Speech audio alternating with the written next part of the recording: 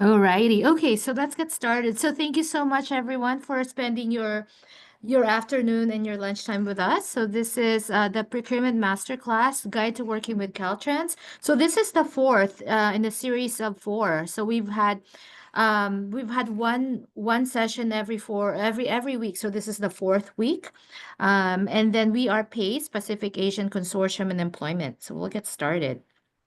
And my name is Christina Espiritu, and I am in the procurement department for PACE. Okay. Just a few housekeeping items. So make sure you are in listening mode. And then you can use the raise hand function if you would like to unmute and ask questions. However, we will have time to ask questions later on. So we'll have about maybe 10 or 15 minutes or more to ask questions. So you can post questions on the Q&A. That way I don't miss any of them. Sometimes if you put it on the chat, I miss it. Then I don't see your questions till later on. And then we will have the webinar recordings in our e-library. And so typically what happens is that I send out an email, a follow-up email after this with information about us, and then also the slides, and then also information about the e-library and the recording. And then also please help complete our survey when the webinar ends. That really helps us improve every webinar that we do. And as I mentioned earlier, if if you have access, on the chat function, put down your name, your information, such as your company, and then also your industry, and then where you're from. Because what I found out the past several sessions is that people are actually networking on the chat function. I remember the first session, people started a networking group while we were doing the presentation. So, we're really glad that that happens. We're really glad for the connection. Righty. Just information about PACE. So PACE is a nonprofit organization that's been around since the 70s actually, but the Business Development Center, which is where Jenny and I are part of, has been around since the 90s. And what we do is we do a few different items. We do one-on-one consulting where we help you with your needs and marketing assessment, business plan development, and then also site and like lease negotiations. We also do an entrepreneur training program, which is a more comprehensive program that provides strategic and comprehensive business planning prior to launching your business. We provide business courses and then training, both virtually and in person. So we've been doing a lot of sessions with regards to procurement with different agencies. But aside from that one, we also have many different training programs, including marketing, operations, legal, etc. So just make sure that you look at our e-library later on. We also do small business financing, and then Jenny can talk to you more about that since this is a webinar on access to capital. So she will talk to you about that, and you can ask her your questions. And then we also help with employee hiring and workforce development for one of the centers that we have. And I am part of the MBDA, which is the Minority Business Center in LA. And so what it is one of the programs that we have under PACE. So the MBDA program provides three things. First is providing access to capital. So making sure that we connect you to private lenders, banks, and investors. Providing access to contracts. So that's why we have the procurement team with assisting you with contract and procurement opportunities. And lastly is providing access to markets. So making sure that you're positioned to expand your client base and operations to global markets. So for example, some of you may have questions on trade, import, export. That's something that we can help you and guide you to the right resources. And with that said, I just wanted to introduce Jennifer Whelan, which is one of our loan counselors here at PACE, who will talk to us about access to capital. Thank you, Christina. And then let me just get you use my slides, and then welcome everyone. And thank you so much again for taking the time during your lunchtime to join our webinar. And then I think we in the past several series, we already learned how to grow your business in a new segment. So I think today's my topic is to focus on now you find a new business segment you want to enter into. So how do you fuel your lift off? What's your challenge might be, and what would are the solutions or ways to find the solutions? For example, I think just like, this is like one of my clients, right? He already owns and operates a roofing company for the last 3 years.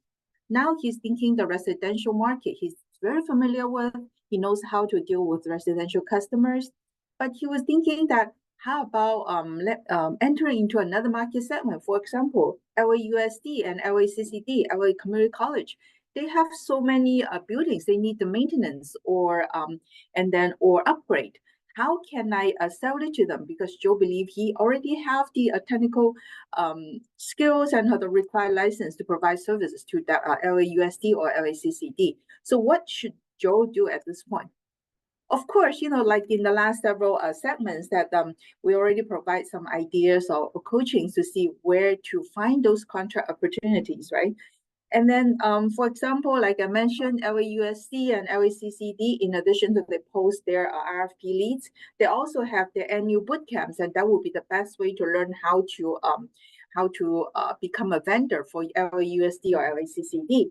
Now, Joe already identified those opportunities.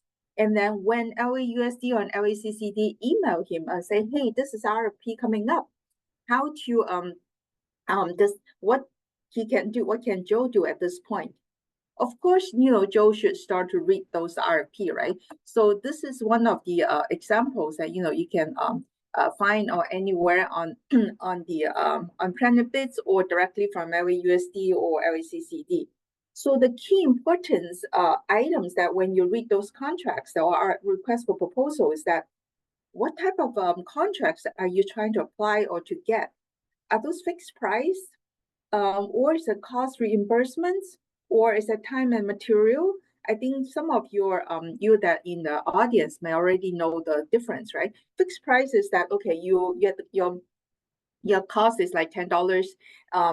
You quote it to the vendor, say, I'm going to sell this roof to you $100 per square feet, and no matter what happened, if your cost increase, you just have to commit to that price. Or is it cost reimbursement? Basically, you purchase your materials and labors together for $80 and you have a markup of 10%, then you can quote it for $90 per square foot. Or it's just purely time and material basis. Okay, how much this is the labor and this is the material and how much that you will have a set time each hour. I charge, your company charge $100 and then you add up the hours to that. So those are different type of contracts when you're trying to bid for or when you submit your proposal. You need to figure that out.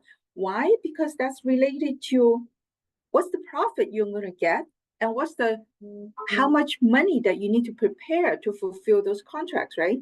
So, and other than what type of contract and also what's the total contract amount? LAUSD, they may say, okay, you're a preferred vendor. We expect you to maybe you can do 5 million of repair, equivalent to $5 million of project this year, but you don't need to do it like this is not a contract that is that already identify which campus you perform the work at. This is just like a maximum amount that you will get when the needs comes. So that's the total contract amount, and the terms we just mentioned will be the 5 million will spread out to 12 months or on an as-needed basis. And then what would be the payment terms? Once you perform the work, you get the work done. How soon will they pay you? And is that bond requirement related to this RFP? Do you need to buy bonds? And then can you change any, can you make change of order when situations come up? For example, if you open up a roof, there's more repair needs to be done. Can you ask the project owner to allow you to change of order? And all those I'm quite sure you already covered or somewhat covered during the last several segments, but why would I emphasize on those? Because this is totally related to money. This is all related to your dollar sign. The dollar sign for the cost as well as how much money you would need to fulfill the contracts and also how much money you're going to make. There is a difference in how much would it cost and how much money you need to fulfill the projects. Because like let's use a more easy example, right? So if you say that the project's $1 million and you will perform it, you will finish this in 10 months. So your cost will be, let's use the easy number, $500,000. And then basically, because it's a $10 million contract throughout 10 months, and your cost is only 500,000, which means that every month your cost will be 50,000. And that's comparing to if this $1 million contract, you need to finish in 5 months, and it ends up your monthly cost will be $250,000, right? So that's a difference between the cost that you need to, the cost for the project and the money that you need to fund the project. There's a difference on that. So before you submit the proposal, it's very important for any business owner, you look at your financials and operation situations first. Do you have enough money to purchase the equipment needed? Is this a contract? So you're going to do that. You can use all your existing equipment that company own to fulfill. And do you need to hire new people to finish the project? Use the same example we just mentioned. If the project's 1 million is going to, you need to finish in 10 months, you already have 2 roofers on staff on W-2. You might not need to hire anyone. So basically your monthly costs will be the same. The monthly labor costs will be the same. But if this project calls for you need to finish in 5 months, then you probably need 2 additional workers or staff to perform it. So in order to fulfill this project, you might need to hire people now and then for several months. So do you have the available fund to fund those surge working capital need? Because right now, instead of 2 workers, now you have 4 workers that you need to fulfill this contracts. And also, not only just for the regular staff, do you need implement a new reporting system? Do you need to hire an admin person to help you to track all the records and to meet the reporting requirement for this particular contracts? And then those are something you need to think about. Those are all translated into $ directly. And another item we just mentioned that what is the contract payment terms? So typically, I apologize. So typically, for private sectors, you might get paid very fast. You may submit your invoice and you'll get paid in 15 days. However, for government, when you sell to government agencies, especially when you look at if you sell it to the county or you sell it to the state, or even you sell to the prime, what is the payment terms that they will honor you? And how and which day they started to count the days. You may see on the contract say, okay, you get paid in within 15 days because now is what the county or the states require. But which days is the starting date to count the 15 days? Is that from the date you submit your invoice or the date they sign off on your work, that the work you perform? For example, if you do sidewalk repairs, you may charge them. You may send pay applications according to the contract, 100 yards. You finish 100 yards, you can start submit the pay applications. But when would the prime come to do the inspection? When would they sign off your work? Does it take them 2 days or 5 days to come out? And then before they sign off on your pay applications, that really also translated into how many days after you pay your materials and you pay your workers to the day that you actually get paid. So when you prepare the contract, it's very important to understand that the payment terms is from, okay, 15 days. 15 days from what? And this is a critical items because it can be 15 days. You might have to put extra 10 days or maybe 5 days into the budget that you may not get paid until they sign off on that on the work you've done. So those are very important that when you prepare a proposal, so you should look into it. Do I have the equipment? Do I need to buy equipment? Do I have the staff, or do I need to hire new staff? And if I'm using the existing staff, how long will I actually get paid? Do I need additional funding to fund it? So all those are the critical items you should think about when you prepare a proposal, because the whole reason that you want to enter into this new business segment is to make more money for the company, to increase your revenue, that's for sure. But the purpose of increased revenue is to increase profit. If you only increase revenue, but your profit is reduced, that what's the point? You better just not do it, right? And so there is always the purpose is just to grow the bottom line.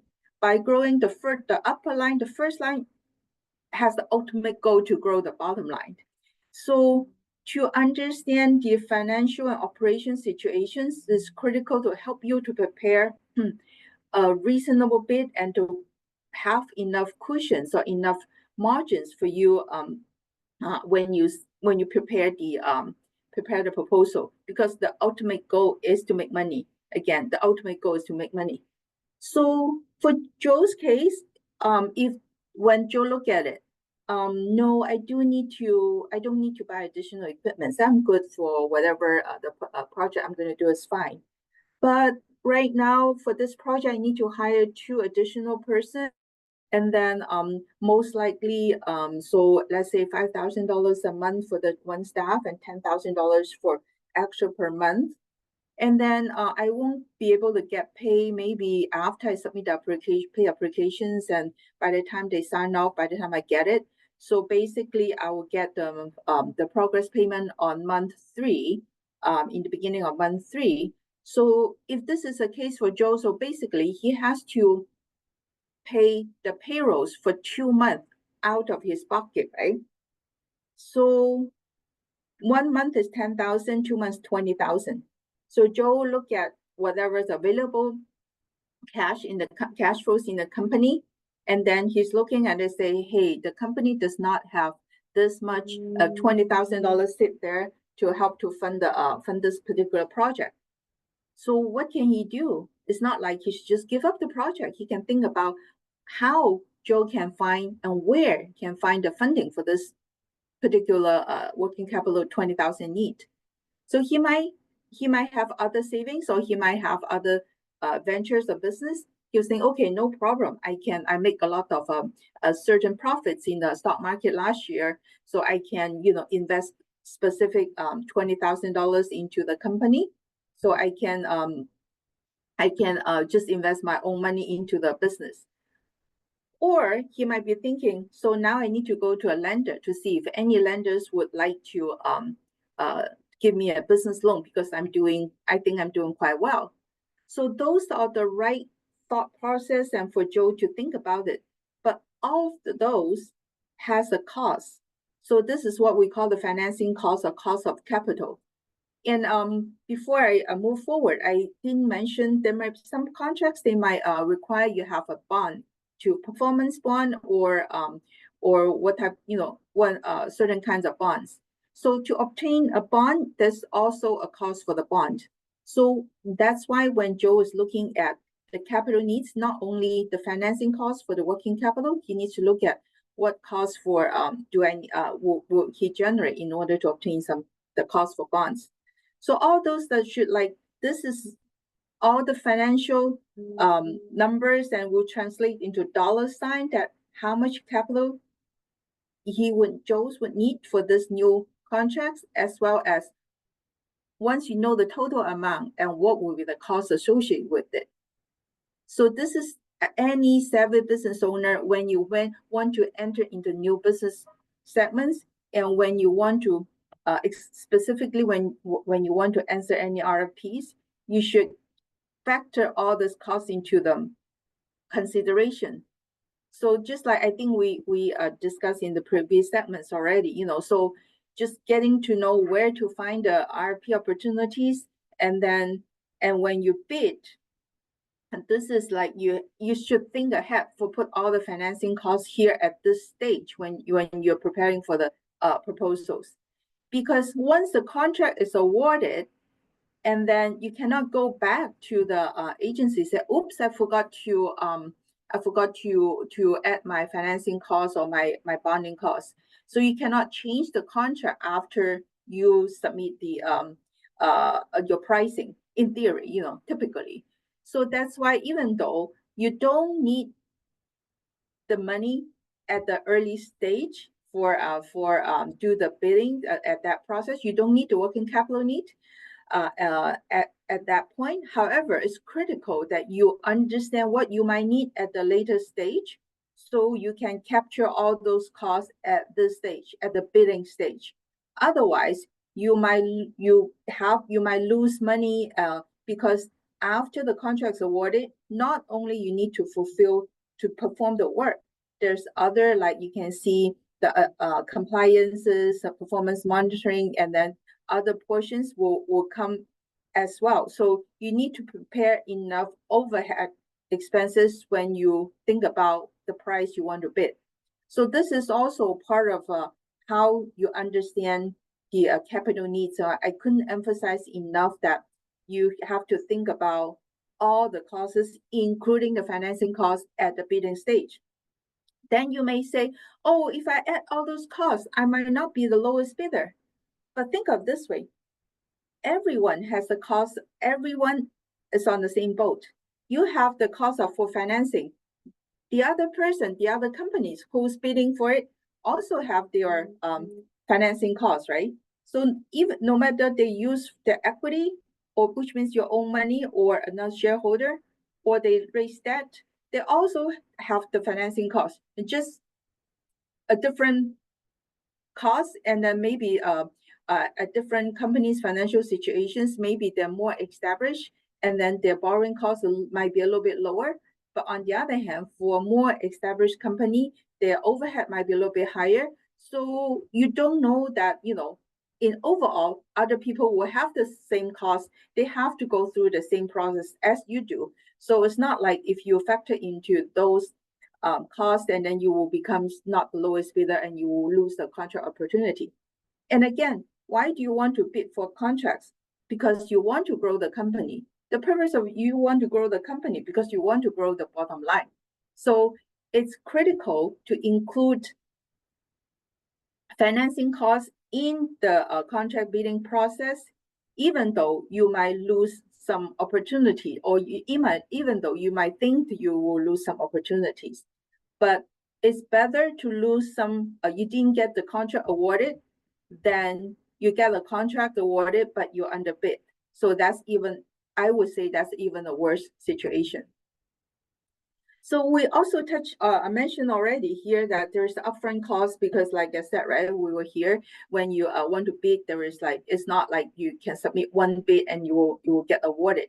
You might need to spend time and energy to find the low-hanging fruit for your company. What are the proposals out there? You need to really sit down to do the proposals. And so all those upfront times is overhead expenses, and those is the challenge that you need to face, that you will have your you need to basically use your company's own money or profit to fund it.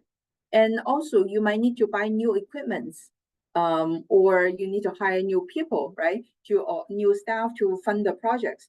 So all those the company has to have the upfront cost to fund this this kind of cost that you're if comparing to if you're doing a smaller scale of a residential or private clients, you might have less challenge of those. And then for the payments, and usually if you sell to government agency or larger company, they have a little bit longer payment terms. But then again, we just explained that now a lot of the agencies and prime contractors, they try to work with small business owners, and they try to shorten it. But there's still some kind of payment terms, that the days that you need to fund your own working capital needed. All those are the challenges. So what are the options out there when you have let's say I have a client, they were doing only about $1 million last on 2023, and 2024 they have contract awarded about $2.5 million for 5 projects. they install the finished carpentries to those low-income housing buildings here in LA area. So for them, they will they come to PACE, and we look at we run through this exercise, right? So does the company themselves have actual funding from the owners they can put into the company? And then they look at their situations. They don't have any retirement accounts, or they don't have other personal savings that they can put new money into the company, because they have been invest all the monies in the last since 2018 to grow this business. So the option one is not there. And the option two is that you may find another investor. But of course, when you find the equity investors, and they will take some shares of the company, which they're not comfortable to do at this point. And then so the third option will be a very common option, is debt financing. So they basically come to PACE and say, hey, we cannot do item 1 or 2. Can we, but we have this 5 contract awarded for 2024. Is that possible? We can get a business loan. So that's that's a very typical solution, is the debt financing, a business loan for the company. So business loan, there's different kinds of business loan. I'm quite sure our audience are aware of. First of all, the easiest one is business credit card. If you have a small business, a lot of your main bank, they will where you bank with, they will just give you a business credit card. But the business credit card, you cannot use it to make payrolls and stuff like that. You may only use it to purchase material, and that's still good to give you some flexibility. And then another type of debt financing is term loan. Basically, term loan, which means is that you get a loan for, let's say, $50,000 for 3 years, and then you pay principal and interest every month throughout the 3 years, and you pay the same amount. That's a term loan. Business line of credit is almost similar to business credit card. The lender will give you a line of credit. Basically, okay, we approve you a $50,000 line of credit. You can draw from it any time that when you have the working capital needs, and then you can pay it when you have your money progress payment received, you can just pay back in right away. So use the example of my client who's a install cabinets. They usually, the projects are only like 3 weeks and they'll be done. So they can use the business credit card to purchase the cabinets, and then they pull some money from the line of credit for about $20,000 for the labor for the 3 weeks. And then once they get the progress payment on the month 3, in the beginning of month 3, they will just make all those payments. And so the good thing about you use the business line of credit is that you only need to make interest payments every month. But there's a but for business line of credit.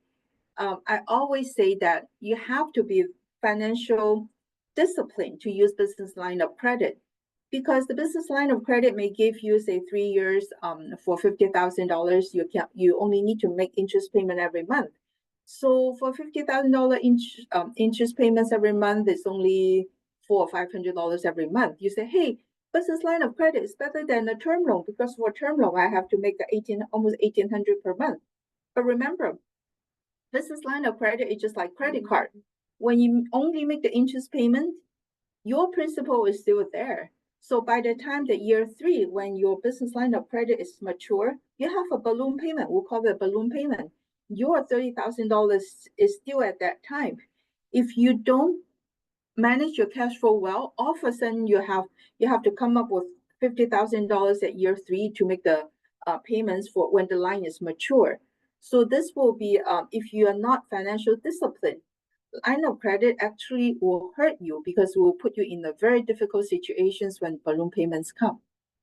And I just want to emphasize a little bit here, because sometimes I do see clients who run into a little bit of situations of using business line of credit.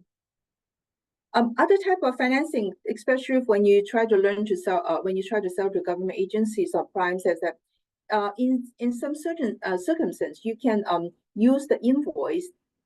You can borrow against your outstanding invoice, or you can sell the invoice to a third party at a discount rate for immediate cash. So all those are alternative options than the traditional term loans or business line of credit. Why do we call it alternatives? Because if you calculate the cost related to as compared to the regular term loan or business line of credit, those are typically a little bit have a higher cost.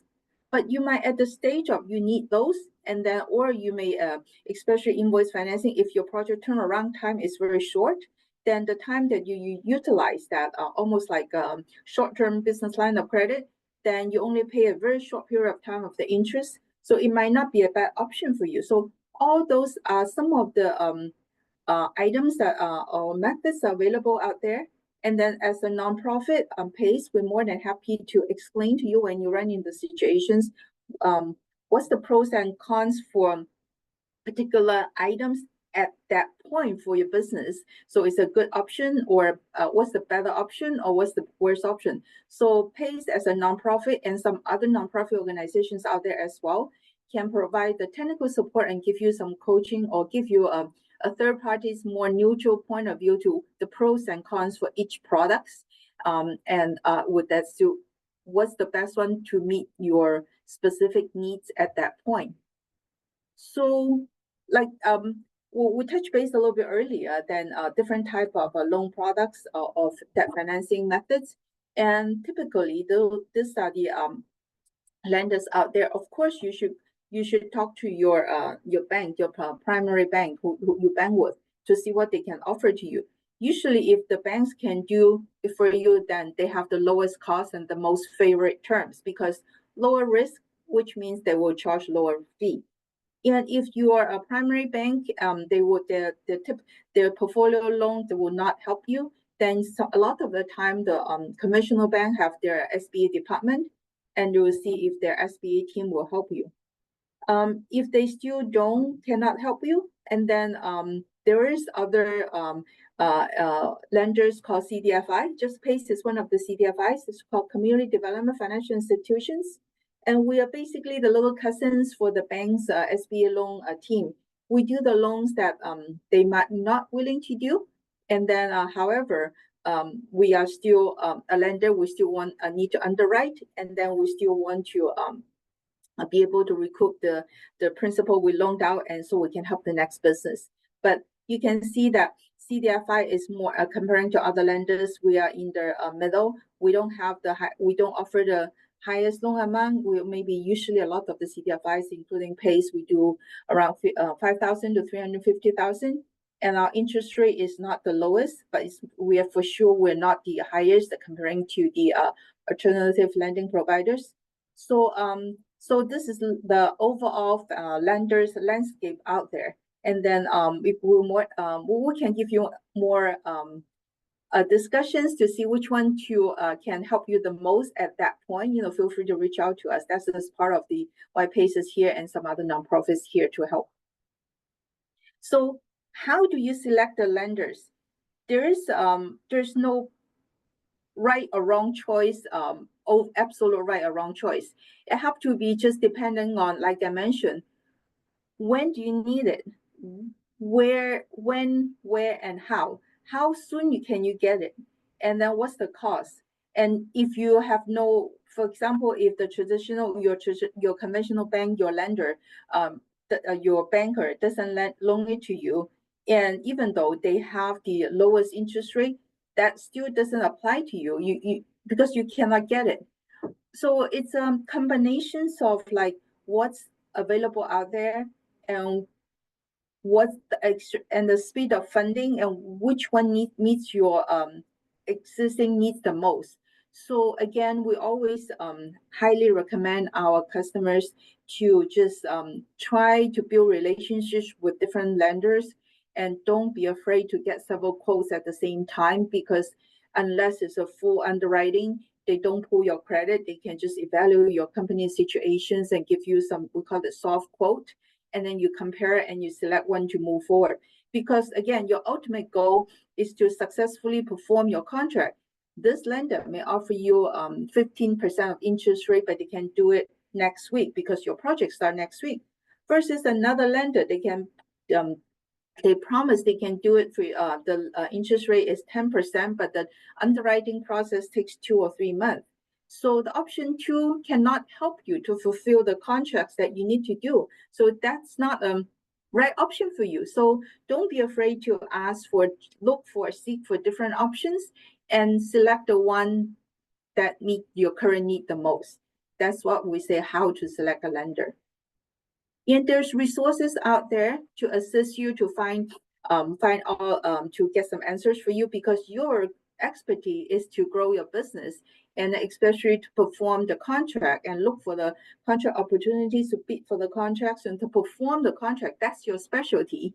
And then so financing or even related to loan or bonds may not be your expertise. You don't have the time to quote unquote shop around. And what do you do? So just utilize a lot of those free resources out there. And then, for example, if you go to apply for a loan with your primary bank, if they say, yeah, your case might be doable, but we need a projection. So you say, oh, I don't have time, or I don't know how to really put the numbers into a projection files. Then go out to look for like business resource centers or other CDFIs who provide technical supports. We might be able to help you to do the projections based on your input, because you know your business. We don't know your business. We can help you to put into the forms that lender understand, but the input has to come from you. But we can at least take a little bit away from you to get those projections ready. But we based on your input.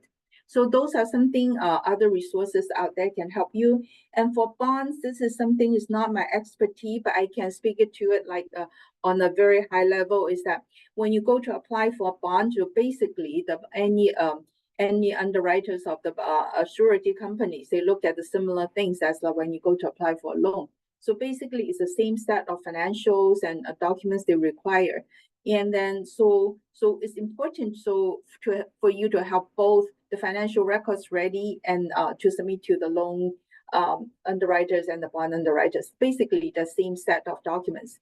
And there's other nonprofits, just like one of them is called LA County. They have the contract development bonding program, and then they also has a nonprofit company to provide those technical assistance for you. So this is among some of the resources and assistance for you to get you to prepare and to prepare to how to get access to capital and make your company, we call it bankable.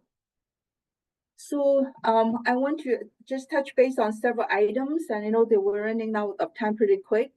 And then so one of the items I always want to explain to all my clients that don't be afraid to ask your project owner. They're on your side. Once the contract's awarded, they're on the same boat as you, because it took the prime or the government agency time and energy to finally select you. Once you're selected, they rely on you to perform. They don't want to switch to another person. That's the last thing they want to do. So actually, so the project owner is on your side. So when you once the contract's awarded, when you negotiate the contract, the details, don't be afraid to ask for mobility payment. Say, hey, can you give me some advance? We call it mobility payments or advance payment. Hey, can you give me some advance payment so I can mobilize my team, or I can place a down payment for the material? So don't be afraid to ask the project owner when you negotiate the terms, the detailed terms. Some of them, they say, oh, they might say no. So what if they say no? You ask. But nowadays, the prime contractors and the government agency, they want you to succeed. They might offer you some of the mobility payment or advance payment before the contract started. So that's a very important items I want to emphasize, that don't be afraid to ask. They are on your side. Now, once the contract's awarded. Secondly, it's very important to maintain a strong financial records. As I mentioned that just now, no matter you go to apply for a loan or you go to apply for bonds, it's the same set of financial records. And also, not only for that, when we look at the project cycles, right? Once you complete the contract, fulfill the contracts, they will come and audit. There's a compliance. So at that point, they will examine your performance, your financial records. You might especially in the beginning, you might not doing everything is the government contracts. You might still have your private sector works. So make sure to separate two sets of those records, because they might check and they might verify if a non-union worker goes to work for union worker required job. So they will check, there will some audit will comes follow it. So make sure that to separate the government and commercial work to financial records. And then build relationship with financial institutions. Like I mentioned, just talk to different lenders. They know you and they know you're proactively seeking for planning for the next step. That's a good sign for a savvy management team.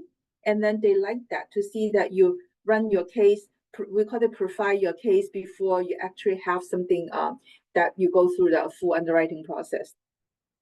So last thing will be, I know that business owner is busy. So if you don't want to do all the bookkeeping stuff, but hire someone to do it, that's really critical, because not only you can you know the past performance, but based on each contract's performance, you can also help you to forecast what the money might be needed, the working capital might be needed in the next 2 or 3 months. That will give you strong indications. So this is all I have for today. And then feel free to let me know if you have any questions. I have a lot more details on if anyone wants to know how exactly they can get it to become stronger, to become bankable. And then those I'm more than happy to have a separate time to discuss with each clients individually. And this is part of what pays due. Yeah. And thank you, Jennifer. So I just have a couple questions I found on the chat. One, with an SBE certification, does a 30-day prompt payment carve out get executed, and then can it help with the cash flow with the contract? So the first part of the questions, I don't have a clear answer, especially related to Caltrans, because I don't know if they will when do they the Caltrans payment term. So I don't know about that. But on the other hand, if you say that if they can execute the payments on time of 15 days, of course that help you a lot, right? Instead of 30 days, if you get it in 15 days, basically you only upfront the payroll cost only for 2 weeks instead of 4 weeks, right? Of course that helps. Mhm. And then another question, I think this one is saying, do you recommend a separate bank account for government contracting work and your other commercial and other work transactions? If you have the bandwidth to manage it, that will be great, because that will create so much, that will give you easier tracking systems, and not only for the labor materials, and but so much easier for you to do the accounting. But you don't necessarily have to do it, because when the audit comes in, it's not auditing exactly which accounts go in and out. Is they will, as long as you can prove it, that's fine. But more the labor, the payroll is more critical than the bank account. But of course, you can do it. That helps, things are easier. Mm-hmm. And then lastly, what I wanted to, if you can, because you talked about it earlier about the negotiation, right? So a lot of people don't know that after you get it, there is room for negotiation. So can you just make a point of that one, with regards to negotiating after you get the bid awarded? Yeah, so basically, I'm not an expert on that, but I kind of I run into those situations. Basically, especially when you do an RFP, the RFP will only say, okay, let's say you quote that I'll do the roof is like $100 per square foot. They might have those general terms, but they will not. And then for each agencies, they usually have the typical payment terms. Say, hey, 45 days or 30 days. They have those standard terms on the RFP. They stated it. But on the other hand, when you go into that, they will award a contract based on a big frame. But on the other hand, that's only like awarded contracts. Then now you go into specifics, you negotiate, you have to execute a specific contracts with specific projects. And at that time, that's the time that you still have time to modify or to request or quote unquote negotiate with the project managers to the extent that he has the authority to help you. Like what I mentioned, especially the mobility payments, right, or advance payment. That's the things that you won't be able. Typically, you won't be able to find it on the RFP stage, but then you can deal with it when you try to sign a contract after a blanket contract is awarded. Great. Okay. Well, thank you for clarifying. So I don't see any other questions on the chat. But what we do though is that I do send there is questions about the recording. So there is a recording of this one in our e-library, but technically after this, what I do is I do a follow-up email with the slides that Jenny has provided, and then we'll do a link to our e-library as well. And then just a couple things, if you wanted, as I mentioned, actually one thing I didn't mention, that the services that we offer through PACE, the business consulting, one-on-one stuff like that, they're actually free of charge. They're complimentary. So, feel free and don't hesitate to reach out to us afterwards. And then this is my contact information. If I'll just give you a couple seconds to go ahead and screenshot this, and then Jennifer's information, if she can provide on the chat, if you can provide your information in the chat, and then I will also provide it when I do a follow-up email. And then lastly, so as I mentioned, this is actually the last of our 4-part series, but we have had some really, really valuable sessions the past few weeks. So we had the first one, the introduction to Caltrans procurement program. The first one, second would be obtaining certifications that Caltrans uses. And then third one, we had working on bid proposals. That was last week. And then lastly, this one, we have access to capital after we've actually gotten the bid proposal. So we have kind of run the gamut, the journey of the procurement process. So feel free to go and watch the recording on our e-library. And so with that said, I think that is it. Let me just go look at quickly on the chat. So Well, can I thank you. Oh, add go one ahead. comment here? And I do see there's a message. Christina mentioned Mhm. that we did a small contract with Caltrans and they pay immediately with credit card. Great, that's great. And however, I want to remind you, does your credit card company charge your processing fee or what? Do you, if they do, then maybe next time you can tell Caltrans, say, hey, my credit card company charged me a processing fee. Can you compensate that? So every bit counts, right? Especially if your contract's like $30,000, 3% of a processing fee, that's $900, right? If my math right in the lunchtime. So Yeah. calculate the financing cost at every step. I mean, it sounds nickel and dimes everything, but that's how you increase your bottom line of the business, right?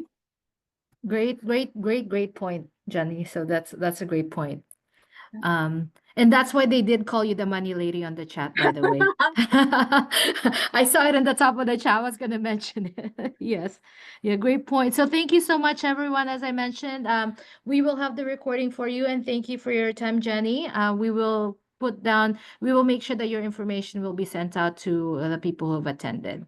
So with that said, thank you so much for your time. And then we actually have a lot of other master classes that are in the works in the next few months. So make sure that you subscribe to us, follow us, reach out to us so then we can get a one-on-one, either me or Jenny. So yes, so have a good rest of your afternoon.